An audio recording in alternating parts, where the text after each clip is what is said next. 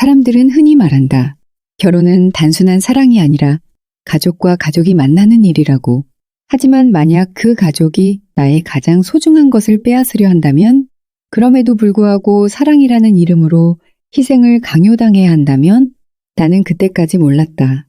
내가 사랑했던 사람이, 내가 평생을 믿어왔던 사람이 그토록 차갑고 잔인한 사람이었을 줄은. 나는 단 하나의 집을 지키기 위해 싸워야 했다. 어머니가 평생 고생하며 모은 돈으로 마련한 유산, 피와 땀과 눈물로 만들어진 엄마의 마지막 선물. 그 집을 두고 벌어진 충격적인 사건과 그리고 내가 맞서 싸워야 했던 사람들에 대한 이야기. 이것은 단순한 파혼 이야기가 아니다. 이것은 엄마의 희생을 지키기 위해 내가 선택한 이야기다. 어릴 적부터 우리 집은 늘 비린내가 났다. 학교에서 돌아오면 문틈 사이로 비릿한 생선 냄새가 스며들었고, 부엌에는 엄마가 장에서 가져온 생선이 커다란 대야에 담겨 있었다. 엄마는 매일같이 손에 붕대를 감고 있었다. 날카로운 비늘에 베이고 칼에 찍힌 상처가 아물기도 전에 다시 물에 젖어 터졌다. 그래도 엄마는 힘든 내색을 하지 않았다. 엄마, 손에서 피나. 괜찮아. 금방 멈출 거야. 엄마는 그렇게 늘 괜찮다고 말했다. 나는 초등학교 때부터 엄마를 따라 시장에 나갔다. 엄마는 거친 손으로 생선을 손질하며 손님들에게 싱싱하다고 자랑했다. 값이 깎일까봐 아픈 손을 감추면서도 손님에게는 한 마리라도 더 얹어주려 했다. 그렇게 아끼고 아껴본 돈으로 엄마는 내 학비를 냈고 나는 엄마의 바람대로 공부에 매달렸다. 엄마는 늘 말했다. 넌 나처럼 살면 안 돼. 넌 꼭 훌륭한 사람이 돼야 해. 그 말 속에는 엄마의 지난한 삶이 묻어 있었다. 엄마는 아빠와 결혼해서 단 한순간도 행복했던 적이 없었다. 아빠는 초등학교만 졸업한 사람이었다. 배운 게 없고 일도 하기 싫어했다. 하루 벌어 하루를 살면서도 미래를 걱정하지 않았다. 그리고 무엇보다 도박을 했다. 엄마가 장에서 피땀 흘려 번 돈은 아빠의 손에 들어가면 온데간데 없이 사라졌다. 한 판만 더 하면 이번엔 딸 것 같아. 이번엔 정말 좋은 패였어. 운이 좀 없었을 뿐이야. 그 말이 거짓말이라는 걸 알면서도 엄마는 묵묵히 돈을 벌었다. 나를 굶기지 않기 위해, 나를 지키기 위해. 아빠는 돈이 떨어지면 화를 냈다. 술을 마시고 엄마를 탓했다. 여자가 돈을 벌 줄도 몰라서 이 고생이지. 시장 나가서 몇 푼 벌어와 봤자 뭐하냐? 너만 아니면 나도 이 고생 안 해. 내가 기억하는 어릴 적 밤은 늘 아빠의 고함 소리와 엄마의 흐느낌 뿐이었다. 엄마는 울면서도 내 방으로 들어와 나를 꼭 안아줬다. 괜찮아, 우리 딸. 엄마가 꼭 너 좋은 데 보내줄게. 나는 엄마의 체온을 느끼며 이곳을 벗어나야겠다고 다짐했다. 엄마는 결국 아빠와 이혼했다. 그날도 엄마의 손에는 생선 비린내가 묻어 있었고 손마디는 굳은 살로 거칠었다. 하지만 법원에서 도장을 찍고 나올 때 엄마의 얼굴은 처음으로 평온해 보였다. 이제 시작이야. 엄마는 우리 둘만의 삶을 시작했다. 작은 반지하 월세방에서 살았고 시장에서는 더 악착같이 일했다. 쉬는 날도 없이 돈을 벌었고 종종 피곤해서 쓰러지기도 했다. 엄마 병원 가야 하는 거 아니야? 병원 갈 돈 아까워.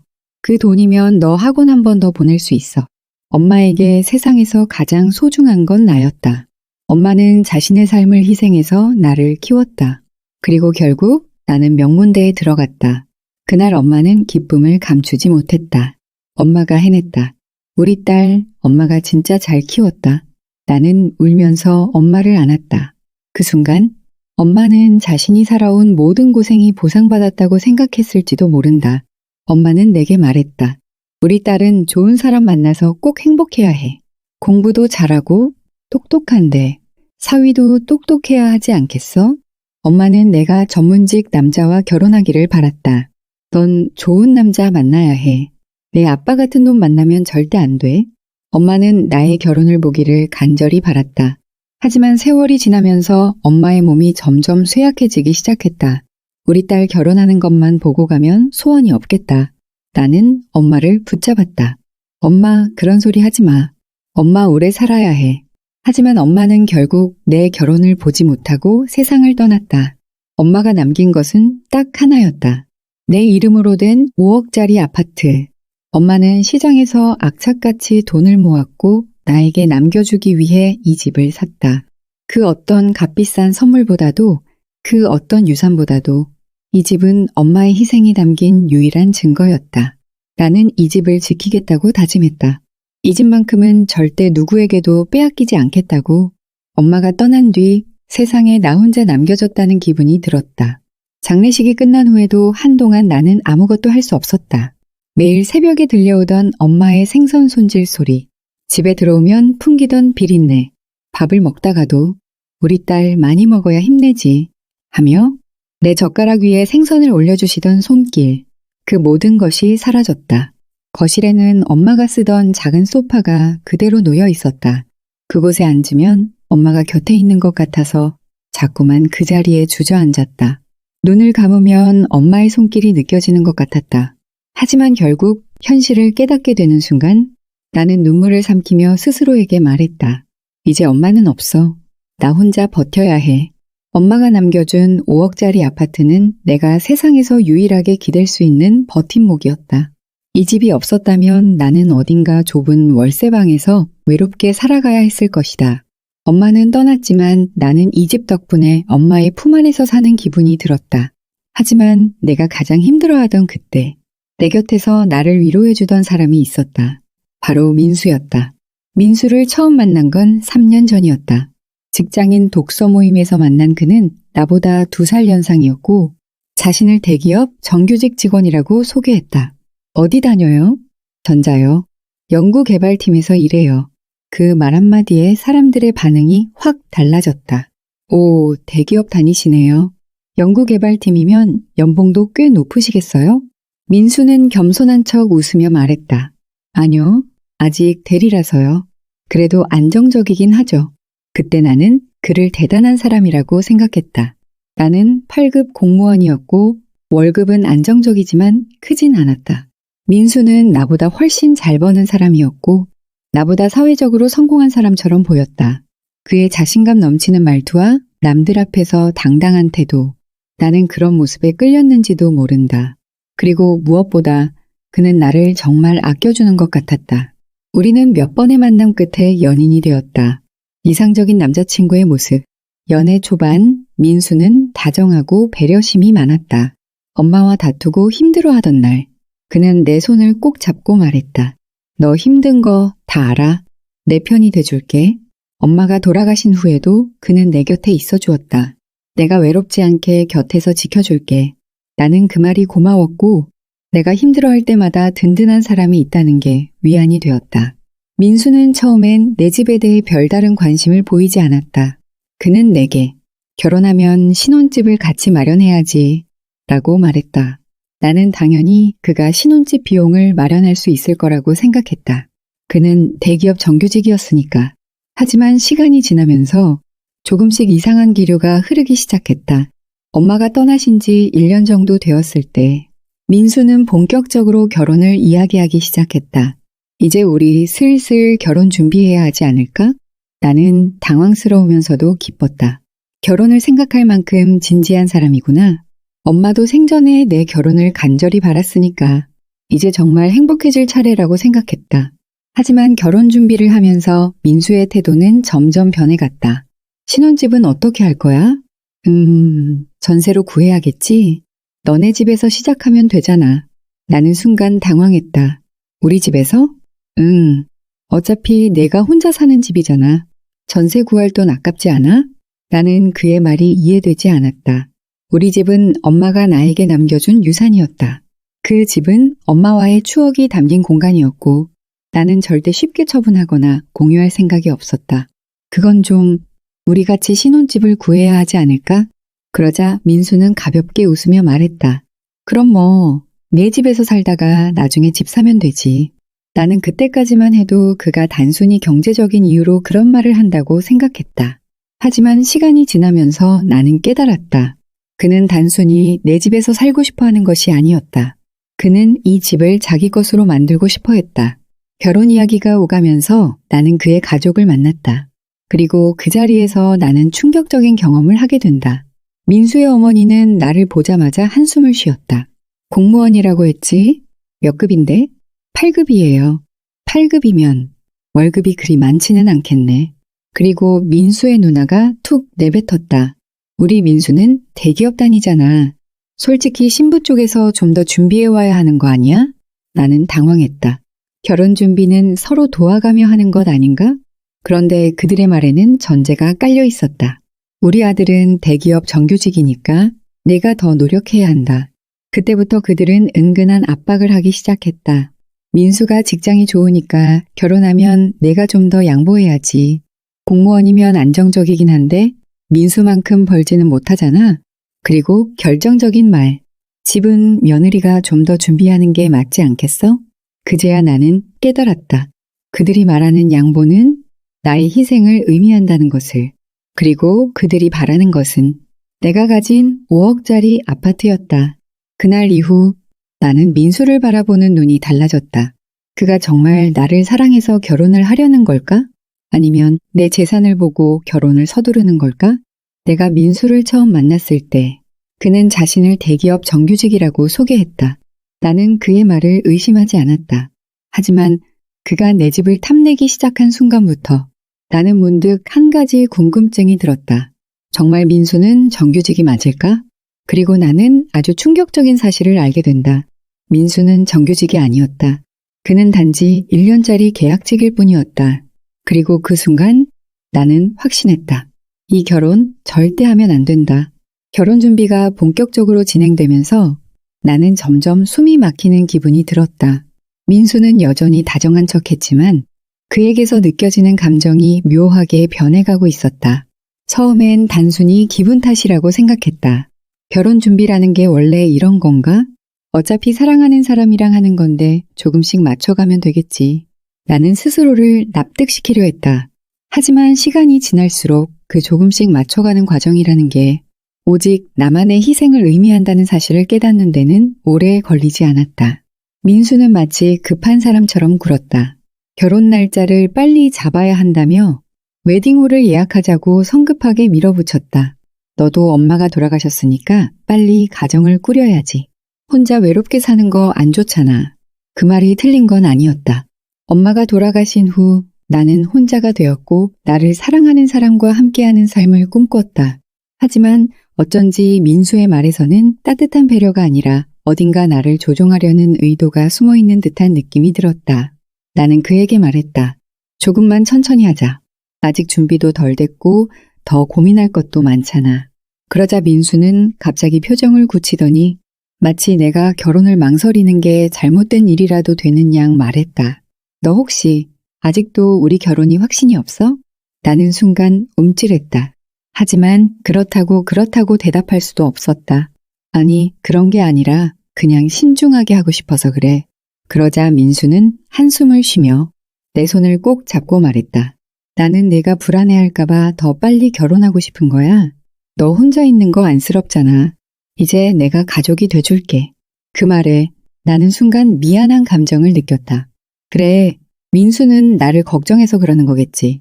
나는 그렇게 생각하려 했다. 하지만 그건 민수가 나를 속이고 있었기 때문이었다. 결혼 준비는 보통 신랑, 신부가 함께 맞춰가는 과정이어야 했다. 하지만 어느 순간부터 나는 철저히 혼자였다.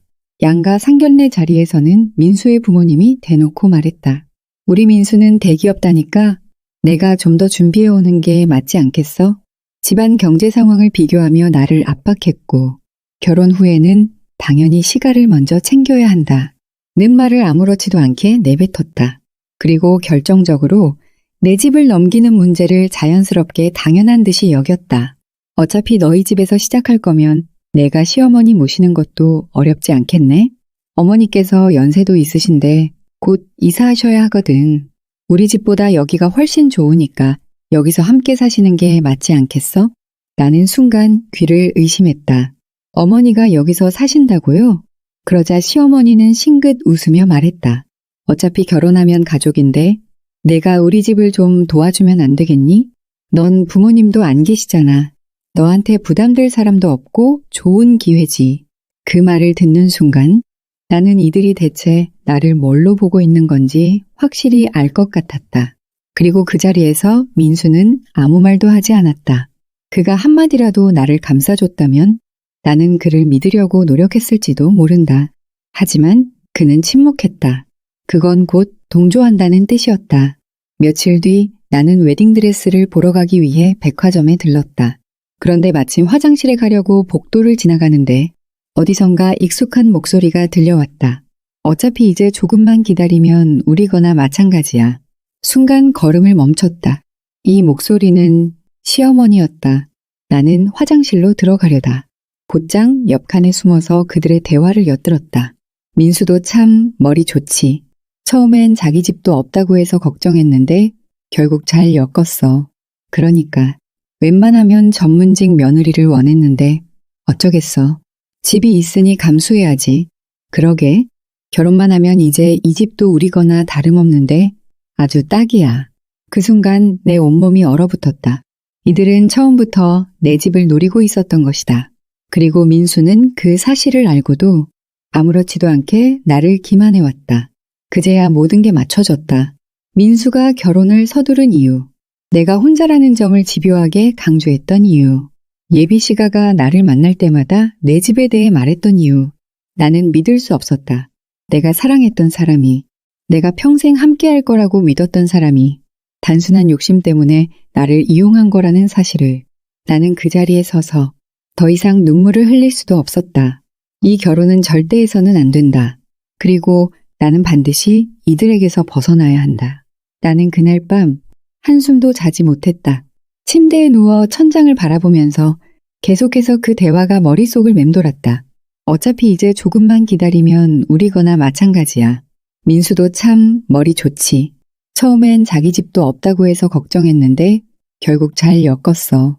그 말은 내 심장을 송곳처럼 찔러댔다. 나는 도저히 믿을 수 없었다. 내가 사랑했던 사람이, 내가 힘들 때 곁을 지켜줬던 사람이 결국 나를 기만하고 이용하려 했다는 사실을 나는 이 결혼을 깨야 한다고 마음먹었다. 하지만 내 예상보다 훨씬 더 끔찍한 일이 벌어질 거라는 걸 나는 아직 알지 못했다. 며칠 뒤 나는 민수와 그의 가족들과 다시 식사 자리를 갖게 되었다. 나는 아무렇지 않은 척했다. 그들이 내 집을 노리고 있다는 사실을 알게 되었지만 아무런 계획 없이 섣불리 행동해서는 안 된다고 생각했다. 그러나 그날 그들은 한층 더 노골적으로 나를 압박했다. 결혼 준비는 다 잘 되고 있지? 너네 집에서 시작하는 걸로 다 정리된 거지? 시어머니는 마치 이미 결정된 사실인 것처럼 말했다. 나는 가볍게 미소 지으며 대답했다. 아직 생각해봐야 할 것 같아요. 그러자 민수의 표정이 순간 굳어졌다. 그리고 시어머니가 바로 말을 받았다. 뭘 생각해? 내가 혼자 사는 집인데 어차피 나중에 상속할 사람도 없잖아. 부모님도 안 계신데 가족이랑 같이 사는 게 좋지 않겠니? 나는 순간 치밀어 오르는 분노를 간신히 눌렀다. 내 엄마가 살아생전 피땀 흘려 마련한 집을 이들은 대놓고 내 부모도 없으니까 내가 희생하는 게 당연하다는 식으로 말하고 있었다. 그러자 민수도 거들었다. 우리 엄마가 많이 힘들게 사셨거든. 이 집에서 같이 살면서 편하게 지내면 좋잖아. 나는 그제야 확신했다. 민수는 나를 사랑한 적이 없었다. 그는 단순히 내 집을 차지하기 위해 사랑하는 척했을 뿐이었다. 나는 더 이상 참을 수 없었다. 내가 왜 내 집을 양보해야 해? 그러자 민수의 누나가 혀를 차며 말했다. 아휴, 그렇게 욕심이 많아서 결혼 생활 제대로 하겠어? 결혼하면 가족인데 너 혼자만 따로 살겠다는 거야? 이제 그들의 본색이 완전히 드러났다. 나는 속으로 생각했다. 그래, 한번 해보자는 거지? 며칠 뒤 나는 회사에서 퇴근해 집에 도착했다. 문을 열고 들어가려는 순간 익숙하면서도 듣고 싶지 않은 목소리가 들려왔다. 오랜만이다. 나는 문 앞에 서 있는 남자를 보고 숨이 멎는 것 같았다. 아빠, 내 기억 속에서 아빠는 이미 사라진 지 오래였다. 엄마와 이혼한 뒤로 단 한 번도 연락이 없었고 그가 어떻게 살고 있는지조차 나는 알지 못했다. 그런데 그가 갑자기 내 앞에 나타난 것이다. 무슨 일이야? 나는 냉정하게 물었다. 아버지는 다소 머쓱한 표정으로 웃으며 말했다. 아버지가 딸 얼굴 한번 보러 오는 게 그렇게 이상하냐? 나는 그 순간 아버지가 혼자 온 것이 아닐 수도 있다는 생각이 스쳤다. 그리고 그 예감은 틀리지 않았다. 바로 옆에 서 있는 사람을 보고 나는 숨이 막혔다. 시어머니. 나는 두 사람을 번갈아 바라보았다. 그리고 모든 것을 깨달았다. 이 사람들이 짜고 나를 이용하려 하는구나. 나는 재빨리 몸을 돌려 집 안으로 들어가려 했다. 하지만 아버지가 내 팔을 붙잡았다. 야, 그렇게 냉정하게 굴 필요 없잖아. 그래도 내 아버지인데. 나는 단호하게 손을 뿌리쳤다. 아버지 아니라니까. 그러자 시어머니가 곧바로 끼어들었다. 아이고, 그러지 말고 우리 같이 얘기 좀 해요. 사실 민수랑 너희 아버지가 연락하면서 오랜만에 상봉도 하셨대. 나는 어이가 없었다. 아버지는 이혼한 이후로 단 한 번도 나를 찾지 않았다. 그런데 왜 하필 지금 나타났을까? 나는 차갑게 말했다. 그래서요? 뭘 바라고 오신 거죠? 그러자 아버지가 피식 웃으며 말했다. 내가 결혼하는데 아버지가 도와주고 싶어서 그렇지. 민수가 참 착한 친구더라. 대기업 다니고 능력도 있고 좋은 신랑감이야. 나는 속으로 비웃었다.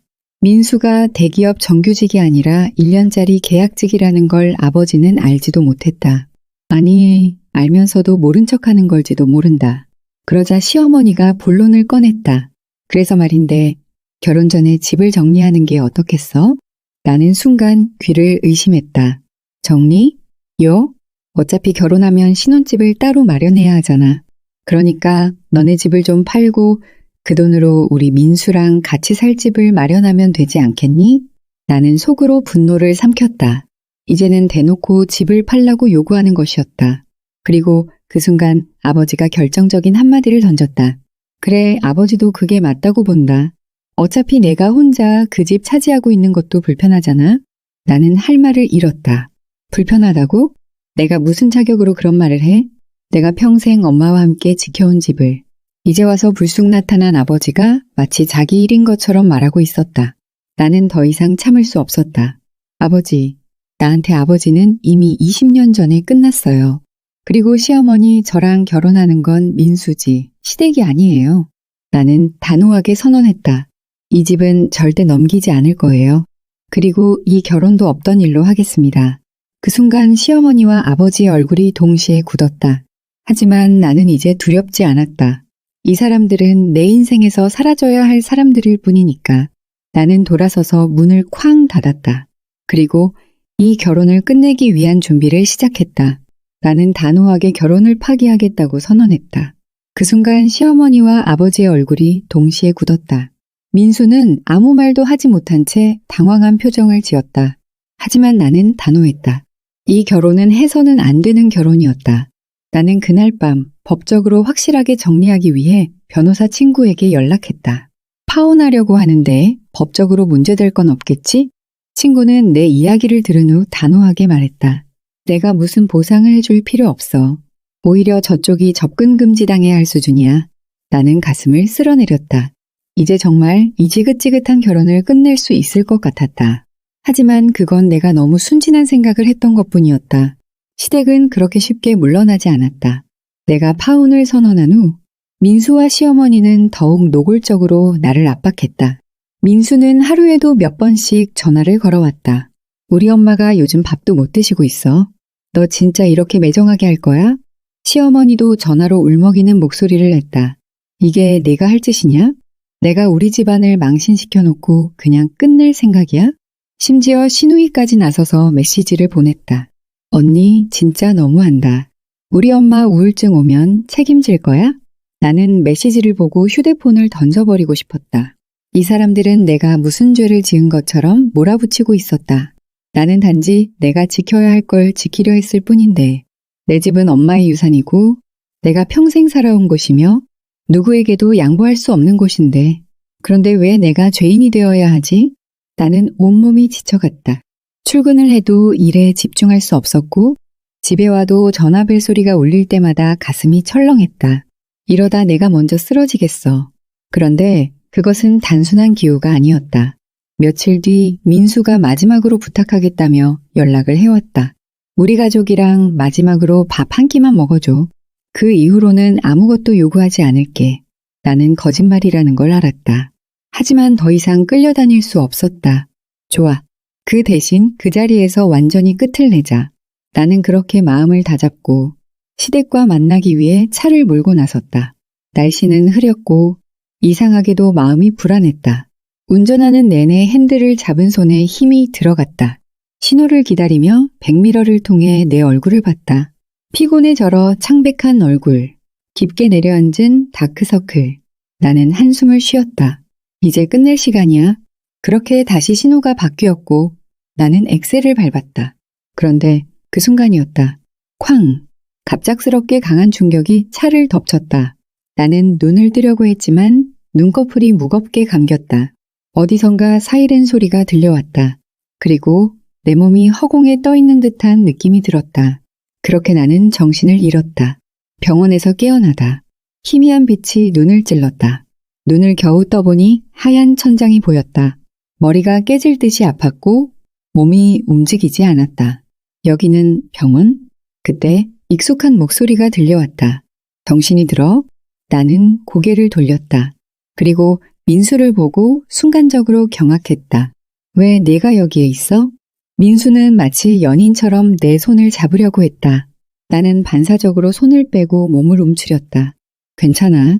내가 옆에서 지켜주고 있었어. 그 말에 온몸이 오싹해졌다. 나 얼마나 있었어? 이틀 정도? 이틀? 나는 믿을 수 없었다. 그럼 그동안 이 사람은 내 병실에 계속 있었다는 거야? 나는 본능적으로 위험하다는 생각이 들었다.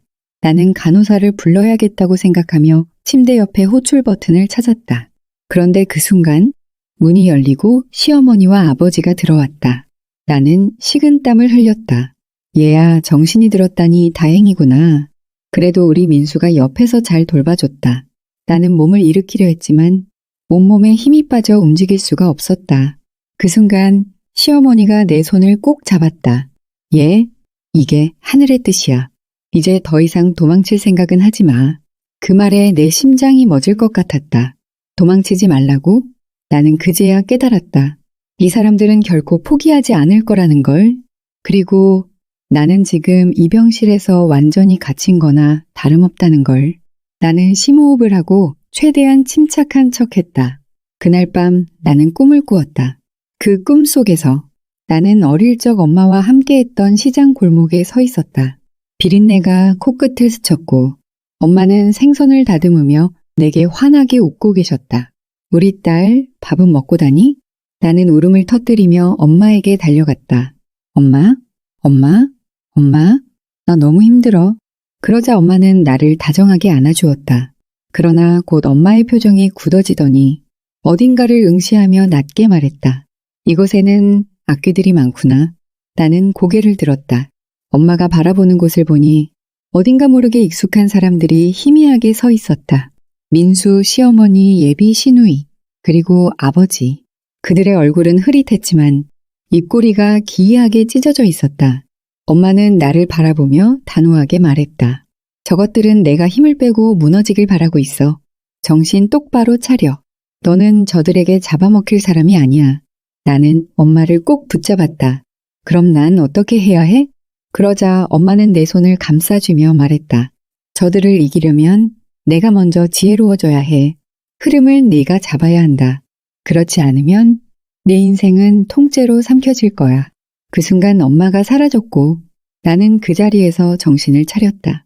눈을 떴을 때 나는 희미한 병원 천장을 바라보고 있었다. 머리는 깨질 듯 아팠고 온몸이 묘하게 무거웠다. 교통사고, 나는 그제야 기억이 돌아왔다. 그런데 내 귀에 들려오는 말들이 내 심장을 다시 내려앉게 했다. 얘, 아직 안 깨어났대? 응, 좀 더 있었으면 좋겠어. 저 집 문서 정리할 동안은 말이야. 괜히 깨어나서 또 말썽 부리는 거 아니야? 그냥 이대로 좀 오래 자면 안 되나? 나는 숨을 죽였다. 그리고 조심스럽게 내 손끝을 움직였다. 녹음기, 나는 몸을 살짝 틀어. 침대 밑에 놓여있던 가방 속에서 미리 켜둔 녹음기를 손으로 눌렀다. 그들은 몰랐다. 내가 이미 모든 걸 알고 있었다는 사실을. 나는 여전히 눈을 감고 있었다. 마치 아직도 정신을 잃은 것처럼. 그들의 말이 이어졌다. 솔직히 좀 안 깨어났으면 좋겠어. 그러게, 내 아빠도 그러던데. 얘만 없으면 집 문제는 쉽게 해결될 텐데 말이야. 그러니까 내일쯤 가서 변호사랑 이야기해봐. 혹시 우리가 서류 처리할 수 있는 방법이 있는지.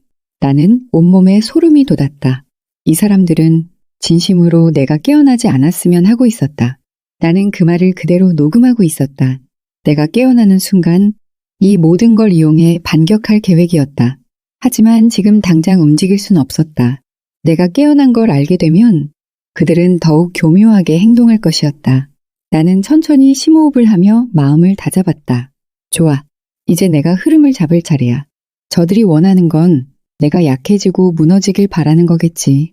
하지만 나는 절대 그럴 생각 없어. 그리고 다음 날 아침, 나는 천천히 눈을 떴다.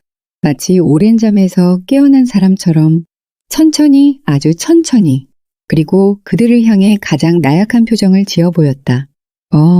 어머니, 민수야? 그들의 얼굴이 한순간 환하게 변했다. 마치 오래 기다렸다는 듯이 나는 속으로 웃었다. 그래, 너희가 원하는 대로 해줄게. 하지만 마지막에 웃는 건 내가 될 거야. 병원에서 퇴원한 후 나는 곧바로 방송국에 제보 메일을 보냈다. 안녕하세요. 저는 결혼을 앞두고 시댁과 친아버지에게 재산을 빼앗길 뻔한 피해자입니다. 이들의 가스라이팅과 협박 과정이 담긴 녹음 파일을 보내드립니다. 그들은 제가 깨어나지 않길 바랐으며 제 재산을 마음대로 처분하려고 했습니다. 메일을 보낸 후 나는 조심스럽게 방송국의 답변을 기다렸다. 그리고 며칠 뒤 제보 내용이 너무 충격적이라 저희가 직접 취재하고 싶습니다. 나는 즉시 기자와 연락을 주고받으며 내가 겪은 모든 일을 낱낱이 털어놓았다. 며칠 후 뉴스 프로그램의 사회 고발 코너에서 며느리 재산을 노린 파렴치한 시댁과 친아버지라는 제목의 보도가 나갔다. 방송에서는 내 얼굴은 모자이크 처리되었지만 민수와 그의 가족들의 목소리는 그대로 방송되었다. 솔직히 좀 안 깨어났으면 좋겠어. 그러게, 내 아빠도 그러던데 얘만 없으면 집 문제는 쉽게 해결될 텐데 말이야. 변호사랑 이야기해서 우리가 서류 처리할 방법이 있는지 알아봐. 그들의 목소리가 뉴스에서 울려 퍼지는 순간 나는 TV 화면을 보며 고소한 미소를 지었다. 방송이 나간 직후 인터넷에서는 엄청난 반응이 쏟아졌다. 이건 범죄 아니야? 친아버지까지 가세해서 딸 재산을 빼앗으려 했다고? 미쳤다. 신상 털어야 하는 거 아니냐? 그리고 그들의 동네에도 소문이 퍼지기 시작했다. 민수의 가족들은 친척들과 이웃들에게 손가락질을 받기 시작했다. 며느리 재산을 빼앗으려다 전국 망신당한 집안이라는 소문이 돌았고 민수의 직장에서도 그 소식을 듣고 회사 내부 감사에 들어갔다. 결국 민수는 회사에서 잘렸다. 그가 사실은 정규직이 아니라 계약직이었다는 사실도 함께 밝혀졌기 때문이다. 시어머니는 이웃들에게 손가락질을 받으며 집 밖으로 나오지도 못했다. 예비 시누이는 다니던 직장에서 며느리 재산이나 빼앗으려던 가족이라며 따돌림을 당했다. 그리고 아버지는 동네에서 딸 팔아먹으려 한 인간이라는 소문이 퍼지며 망신을 당했다. 그들은 모두 내가 준 역관광을 온몸으로 맡고 있었다.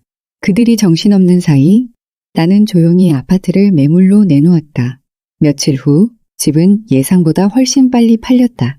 엄마가 남겨준 집을 이렇게 떠나야 한다는 게 아쉽기도 했지만 이곳에서의 기억은 이제 더 이상 좋은 것만은 아니었다. 나는 공무원 직장에서 3개월 휴직 신청을 냈다. 그리고 배낭 하나만 메고 유럽으로 떠나기로 했다. 비행기표를 예약하고 모든 짐을 정리하면서도 나는 후련한 기분이 들었다. 공항으로 가는 길, 나는 창문 너머로 파란 하늘을 바라보았다. 이제 나는 진짜 나를 위한 삶을 살기로 했다. 그들이 나를 속이려 했던 시간만큼, 그들이 나를 무너뜨리려 했던 시간만큼 나는 이제 더 단단한 사람이 되어 나아갈 것이다. 엄마가 남긴 마지막 말이 머릿속에 떠올랐다. 우리 딸 강해져야 해. 나는 살며시 미소를 지었다. 그리고 비행기 티켓을 손에 쥐고 말했다. 엄마, 나 이제 자유야. 그렇게 나는 새로운 삶을 향해 날아올랐다.